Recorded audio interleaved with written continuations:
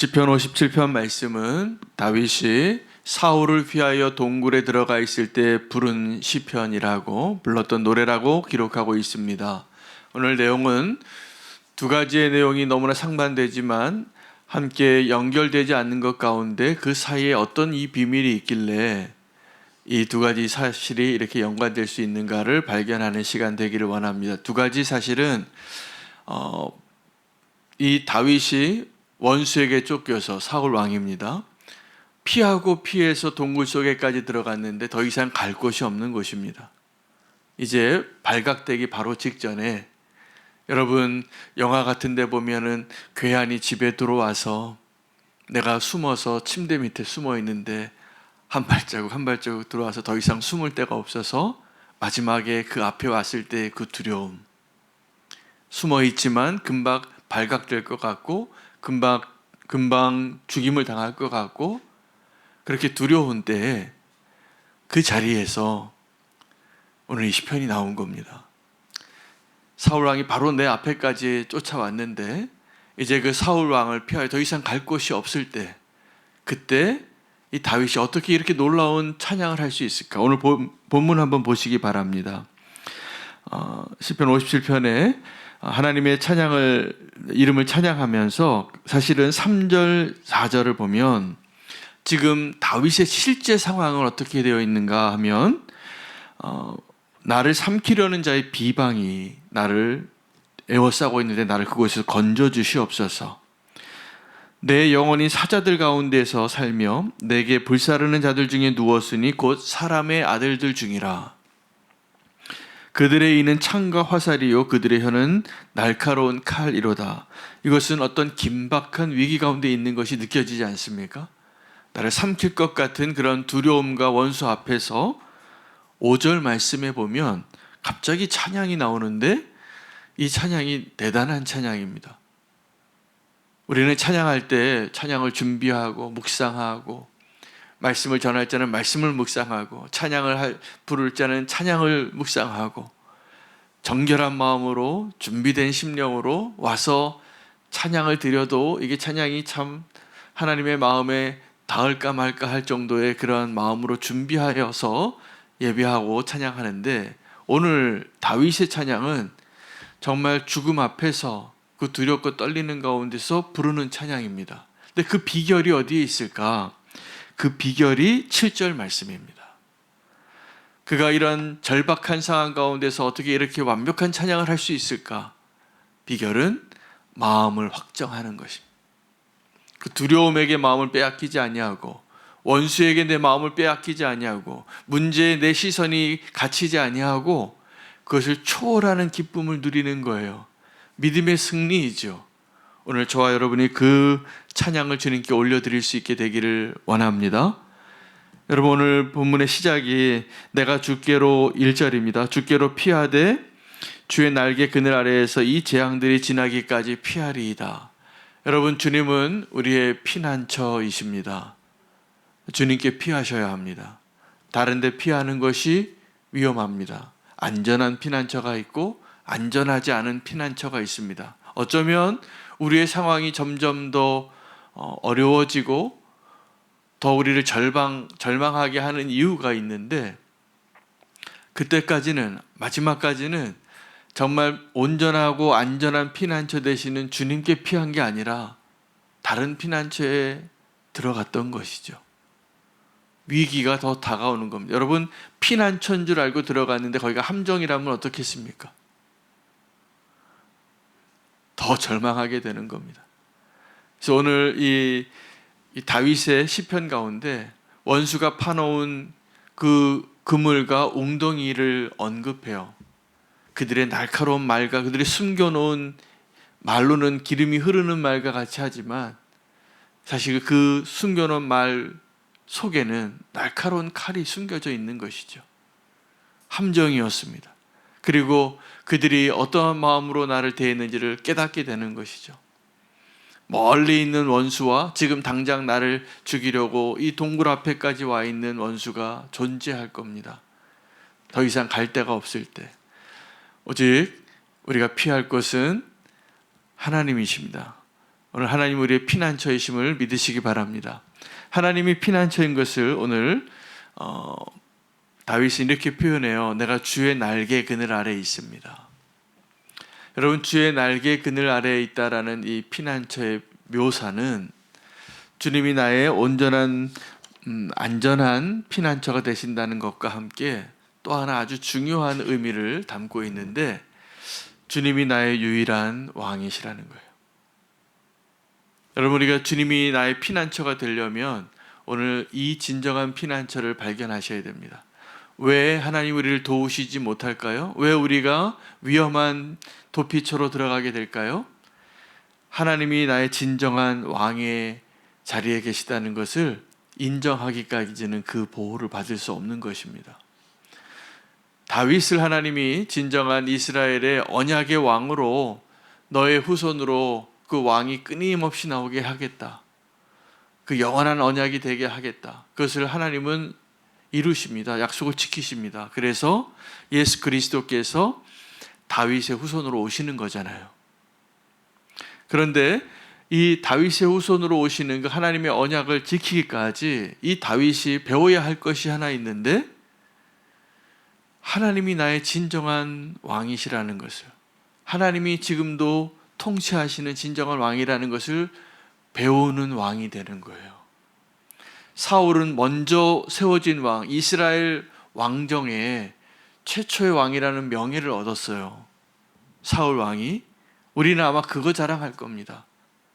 만약에 우리가 자랑한다면 내가 이스라엘의 첫 번째 왕이야, 이걸 자랑하고 싶으실 거예요. 그러나 우리가 정말 자랑할 것은 나의 왕은 하나님밖에 없습니다라고 고백할 수 있는 왕이 되는 것입니다. 할렐루야. 오늘 그 고백이 나의 마음을 확정하게 할 것입니다. 다윗이 그것을 배우기 위해서 하나님이 어떤 학교를 보냈냐 하면 사울 왕 학교에 보내는 겁니다. 진정한 왕이 되려면, 하나님이 통치하시는 다윗 왕이 되기 위하여 하나님은 이 다윗을 사울이라는 왕의 통치하에 두는 거예요. 그때 다윗은 보았어요. 아, 하나님을 인정하지 않는 왕이 저렇게 될 수 있구나. 그리고 이러한 사울 왕이 나를 미치광이처럼 쫓아오는데 벼룩 하나 끝까지 잡는 것처럼 정말 살아계신 하나님은 존재하시는구나. 그것을 배울 수 있는 기회가 언제냐면 이런 큰 위기와 그런 위험 앞에서 하나님께 피할 때입니다. 오늘 그 다윗의 고백이 저와 여러분 고백이 됐으면 좋겠습니다. 주의 날개 아래 거하는 자 되시기를 바랍니다.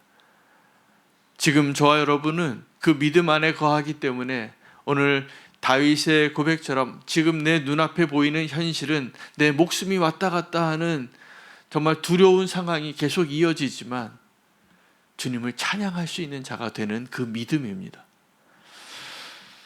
여러분, 그 왕의 통치를 배우시기 바랍니다. 하나님이 지금도 통치하시고 통제하고 계시고 판단하고 계시고 보고 계시다는 것, 그것이 믿어지면 우리는 두 주인을 섬길 수 없습니다.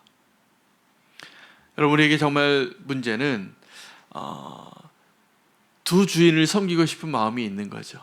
낮에는 이 주인, 밤에는 이 주인. 내가 어려울 때는 나를 구원해 주시는 하나님, 그러나 내가 조금 더 살만하면 나의 기쁨을 충족해 줄 수 있는 그러한 것을 돕는 또 하나의 주인을 섬기고 싶어 해요. 우리가 그러한 연약한 자들입니다. 그러나 그것이 하나님 주신 축복이라고 착각하지 마시기 바랍니다. 그렇게 내 마음대로 하고 싶고 내가 누리고 싶고 두 주인을 섬기고 싶은 것이 우리를 위태롭게 합니다. 그래서 우리에게 주님이 다시 한번 말씀하십니다. 두 주인을 섬길 수 없습니다. 하나님의 통치 아래 거하는 자로 사시기를 바랍니다. 그것을 위해서 마음을 확정하는 자 되시기 바랍니다. 그 마음을 확정하는 것은 다른 것이 아닙니다. 우리의 플랜 B를 없애는 거예요. 우리가 불안하니까 늘 우리는 플랜 B를 만듭니다. 플랜 B를. 여러분, 플랜 B는 우리에게 필요한 게 아니라 하나님에게 필요한 겁니다. 믿음으로 사는 자들에게는 플랜 B가 없어야 돼요. 그리고 주님만을 의지하고 위탁하고 살아가면 하나님은 수많은 플랜 B가 있으세요. 우리가 어떠한 실패를 해도, 우리가 어떠한 연약함을 가지고 좌절을 해도, 포기하고 주저앉아도 다시 일으키시는 분이 하나님이십니다. 할렐루야. 나의 플랜 B는 내려놓고 하나님의 플랜 B를 기대하시기 바랍니다. 막다른 골목에서 문이 열리는 거죠. 오늘 다윗이 그 절박한 동굴에서 하나님을 찬양하게 된 이유가 뭔지 아십니까? 마음을 확정했다는 거예요. 여러분, 마음을 확정했다는 것을 다른 표현으로 하면 나의 플랜 B를 내려놨다는 거예요.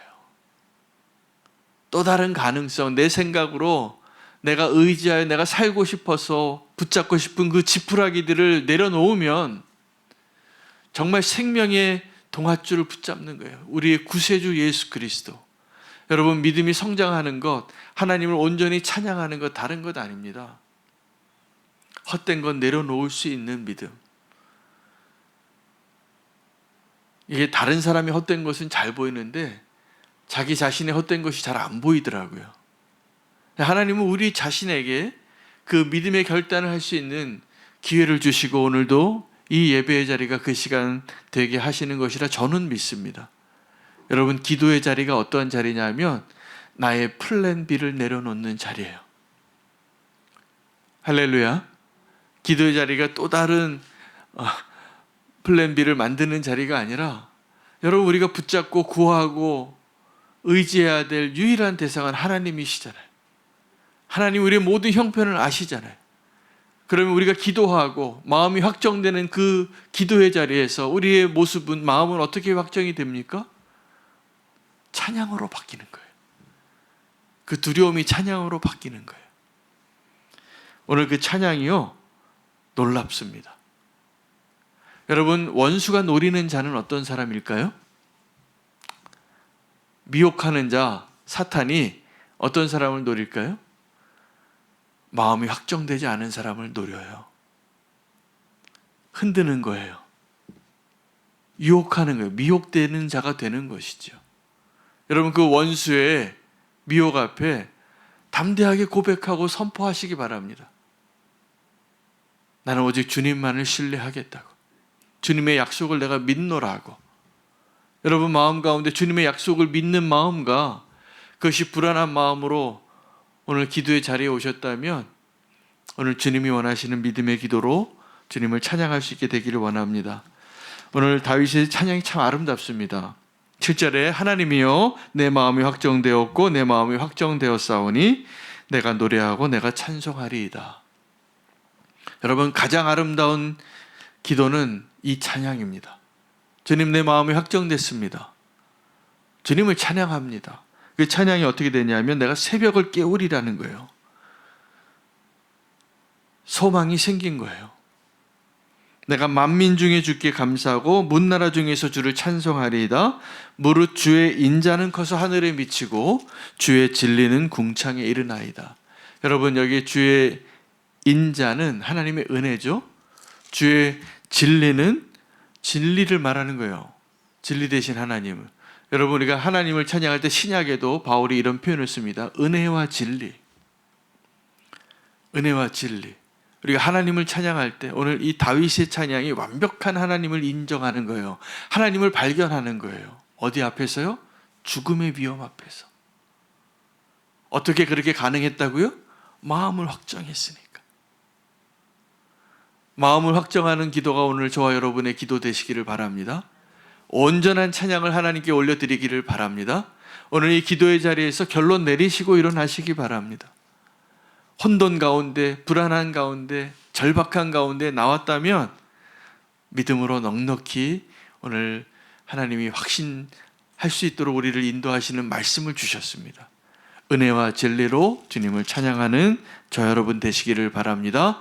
하나님의 영광이 하늘 위에 가득 차고 높아질 것을 우리가 함께 찬양하며 기도하겠습니다. 오늘 말씀 붙잡고